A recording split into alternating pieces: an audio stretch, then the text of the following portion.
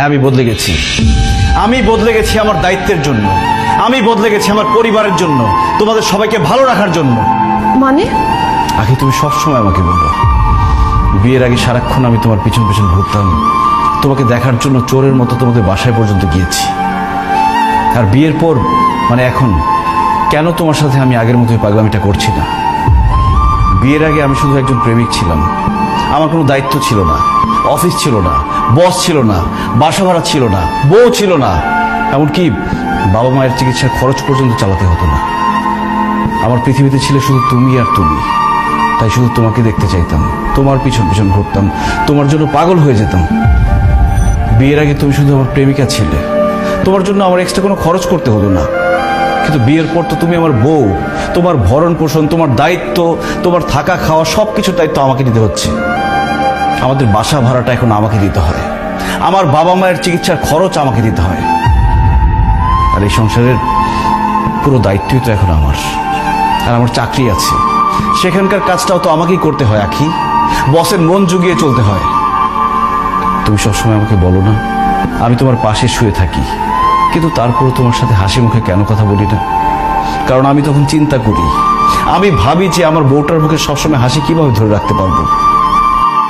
ওই দিন তুমি সাজগোজ করে নতুন শাড়ি পরে আমার সামনে এসেছিলে, আর আমি তোমার প্রশংসা করিনি বলে তুমি আমার উপর রাগ করেছো।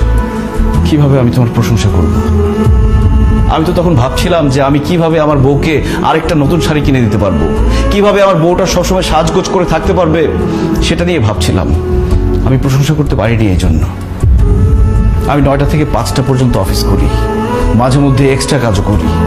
অফিসে বসের সাথে কথা বলে, কলিগদের সাথে কথা বলার পর আর কথা বলার মতো কোনো শক্তি থাকে না আমার, তাই এসে আমি শুয়ে পড়তে চাই।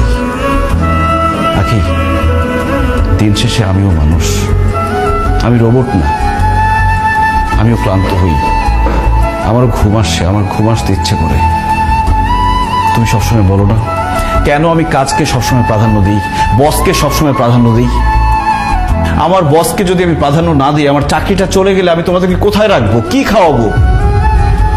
আখি, প্রেমিকের সাথে কখনো স্বামীর তুলনা করো না। একজন প্রেমিকের কোনো দায়িত্ব নেই, সে অনেক কিছুই করতে পারে, কিন্তু একজন স্বামীর মাথায় তার স্ত্রী, তার সংসার, তার বাবা মা সবকিছুর দায়িত্ব থাকে।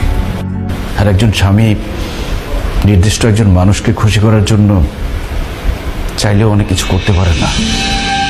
একজন প্রেমিক তার প্রেমিকাকে যতটুকু ভালোবাসে, একজন স্বামী তার স্ত্রীকে অনেক গুণ বেশি ভালোবাসে। কিন্তু সেই স্বামীটা তার স্ত্রীকে তার ভালোবাসা প্রকাশ করতে পারে না, এমনকি বাবা মাকেও তার ভালোবাসা প্রকাশ করতে পারে না। আর সবার জন্য করে যাওয়া এই লোকটাকেই সবাই দোষ দেয়। ওই যে কথায় আছে না, যে করে বেশি তার দোষও বেশি।